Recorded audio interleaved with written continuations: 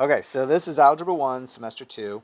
It's a unit called Inequalities Review. It's number 6. And it's a lesson called Multistep Inequalities Practice. It's number 5 within this unit, Inequalities Review. It's on creatormath.com under the Algebra 1 tab. You might have to Google creatormath.weebly.com to find the site. And the instructions are copy the following problems into your composition book on the correct pages according to the table of contents with the notes for those pages from creatormath.com. So it can be difficult for students to find the notes. I try to model this almost every video. Nonetheless, I still got students who ask, so I'll keep doing it. All right. Here you go. This is the website, creatormath.weebly.com. Type that into Google. It should come up with this homepage, right? Creatormath or creatormath.weebly.com. Here's my goofy picture. That way you know you're on the right site. Scroll down, because a lot of you have questions still to this day on your composition book. Fine. Scroll down on the homepage, read the directions, watch the videos, adhere to the due dates, and put all the right things on the right pages, as well as the notes. To find the notes, you do have to shift over to the tab of the class we're in, or the video we're making in this case.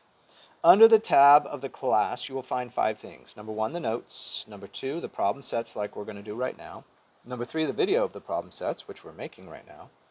Number 4, the page numbers on which the notes go in your comp book. And number 5, the all-important vocabulary practice PDF. If you're not getting 100% on your vocabulary practices, you may not know there's a PDF on the site with all the vocabulary words for this class for the entire school year. It is downloadable to your device and it is searchable. Just Google how do I search a PDF on whatever type of device you're using. Follow those directions. The directions are a little bit different depending on what type of device you're using. Next, find the semester that we're looking at. In this case, it's this one here. Under the semester, and this is very important because the table of contents change depending on the semester, so make sure you're in the right one. The all-important table of contents, it's about 3 pages long. It's so important that I ask you to put it on pages 2 through 6 of your composition book. It takes about 3.5 pages to write in, maybe 30-40 minutes to write it in. You do it once per semester, and now you know where everything in the comp book goes. And that's why it's so important to write in, because students will say to me, I don't know where anything goes. I'm like, well, did you write in the table of contents yet? And if the answer is yes, then you just look at the table of contents and find out what page numbers all the notes go on, and the topics and the units and the lessons, all right, for the entire semester. So now we're going to find the unit that we're looking at for this video. So this is called Inequalities Review, and the lesson that we're doing is lesson number 5. So see the lesson numbers down here. Here's number 5 right here. It's called Multi-Step Inequalities. Here are the page numbers on which the notes go in your comp book. Please don't use this video to find the pages, but go back and find the original table of contents. At the time you're viewing this, these page numbers probably will have changed. Here will be the notes. I'll link that in a bit. These aren't linked just yet. Here's the problem set we're going over right now, and the video solution when it's done, if everything works right, will be linked there to video solution. So with that said, those notes will help give you a foundation to the type of problems we're going to go over right now. All right, so let's look at these. They start out with review. Given this symbol here, how do you say it? You say greater than, right? And the open side is to the left. That means greater than. So if you had a number here, 5 is greater than 2, right? If you reverse it, how do you say this symbol less than? Most students know this. This is simply review to reorient you back to what the symbols mean. This is greater than or equal to. It's 2 things, okay? This symbol is less than or equal to, right here. On a number line, what does an open dot mean? It means the value is excluded, and we've been over this a lot of times and reviewed it a lot of times. We'll keep explaining it the best we can. So it means the value is excluded. Excluded is the opposite of included, right? What does it mean for a solid dot, which I believe is the next question in this question set? On a number line, what does a solid dot mean? It means the value is included. All right, so then we get into set notation, and I'm going to go back and explain these in a minute. So I'm going a little bit quick, and yeah, I've explained them on plenty of prior lessons, so we're going to do it again here. Given a parentheses in set notation, what does this mean? It means the value is excluded, like an open dot. And in set notation, a bracket means it's included, like a solid dot.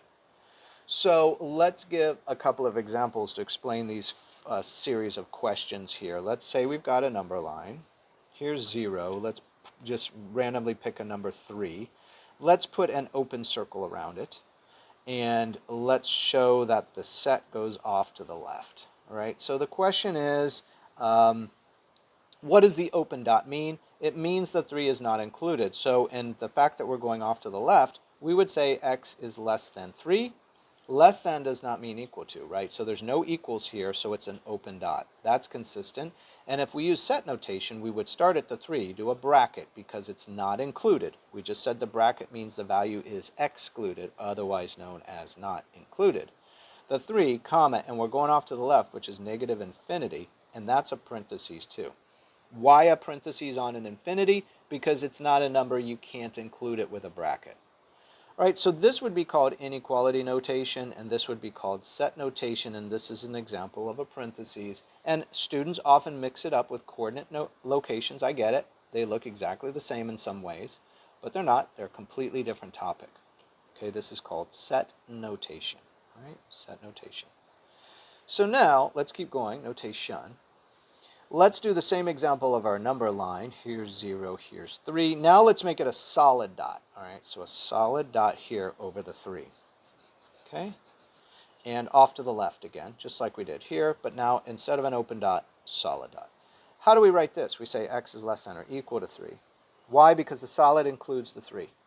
So equal includes the 3. So is 3 in the set? Yes. X is also equal to 3. It's included. It's a solid dot. And in set notation, move this up a little bit. There we go. In set notation, now we would use a bracket for the 3, a comma off to the left forever. Why a parentheses on the infinity? Because it's not a number, it's a concept. Why the bracket on the 3? Because the x is actually equal to 3 and it's a solid dot. So notice the consistency. Solid dot equals bracket. Open dot, no equals, parentheses.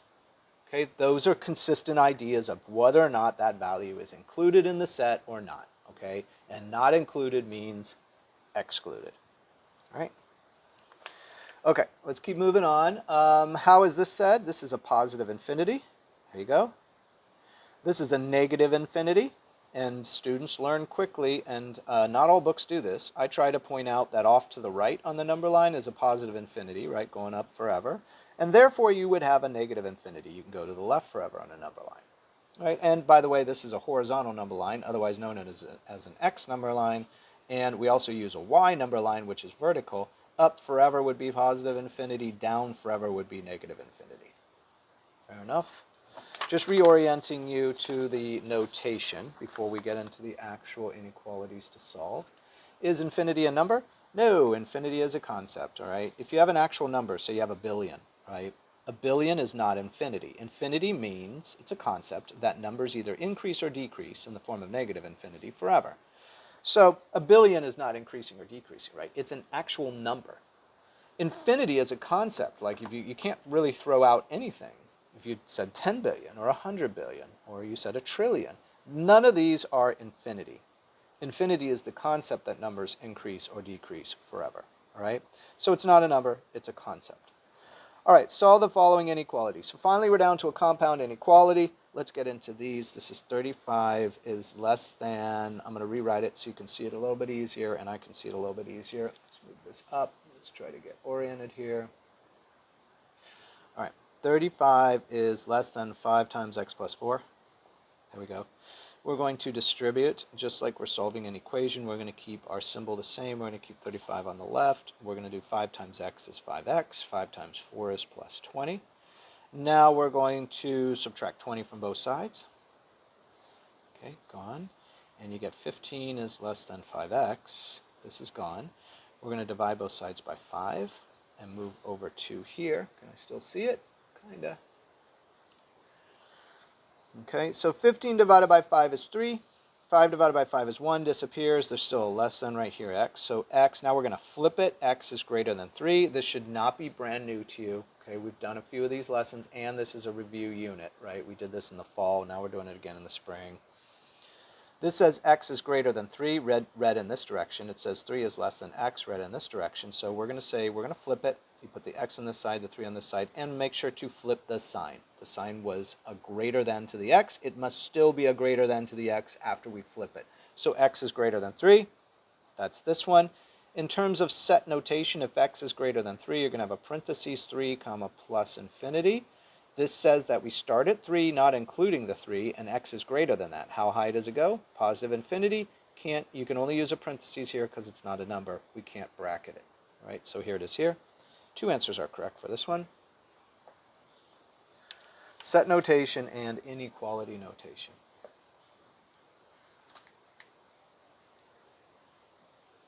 All right, so let's take this one. 10x minus 7 is less than or equal to 12x minus 2x minus 3. It looks like we can see LT here, combine like terms. 12x minus 2x is 10x minus 3. Now, notice there's a 10x on both sides, a 10x and a 10x. If you subtract 10x from either side, these disappear and the x's disappear. What this allows you to do is select all real numbers as the value for x. And you can test this, right? Let's take an easy number. Let's take 0. 10 times 0 disappears. This side becomes negative 7. The zeros here disappear this. Is negative 7 less than or equal to negative 3? Yes. So 0 works, right? And we can keep going. Let's do the next easy number, right? Let's use 1.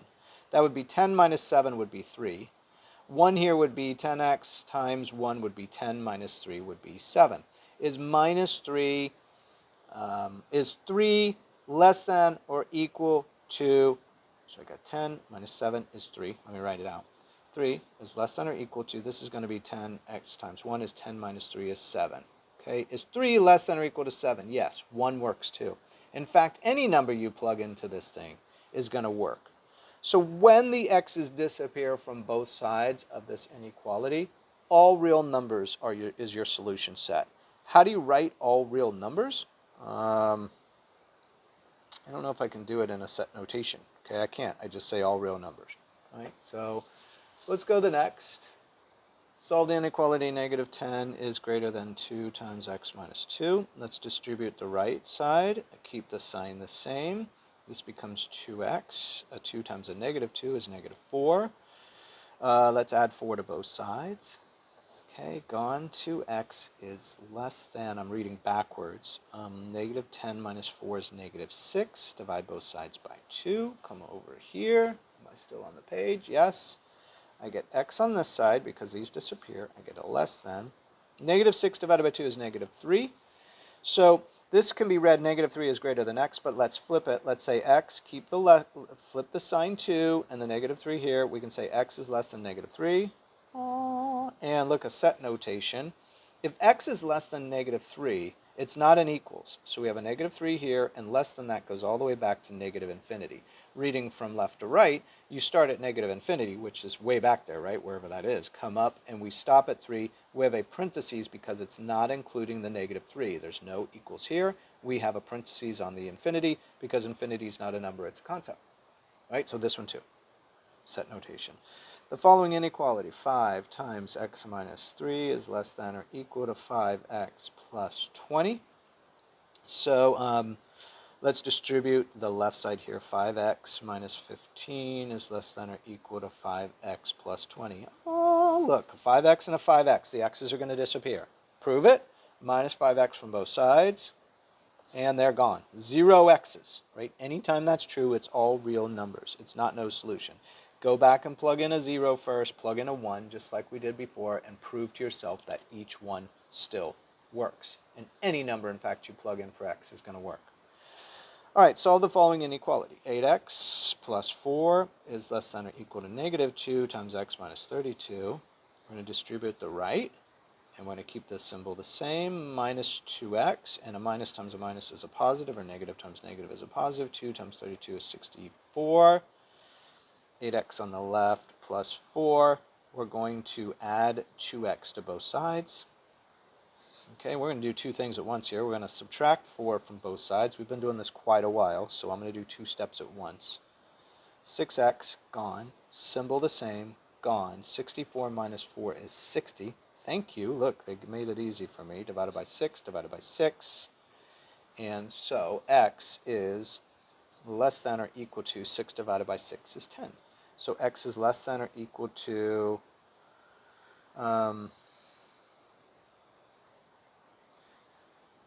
my bad. I'm sorry, you guys. Look, 8x plus 2x is 10x. Divide both sides by 10. There we go. Gone. 60 divided by 10 is x is less than or equal to 6. There we go.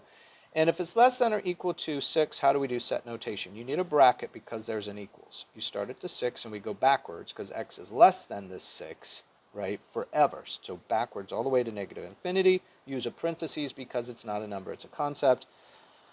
Parentheses negative infinity, comma 6 bracket. This is an answer too. 2 answers for this one. All right, so make sure you're matching up the title of this video with the title of the practice set you're doing. Otherwise, it's not going to make much sense. This is Algebra 1, Semester 2. It's a unit called Inequalities Review. It's the 6th unit, and it's the 5th lesson, Multi-Step Inequalities Practice. All right? It's on creatormath.com under the Algebra 1 tab. Hope this helps.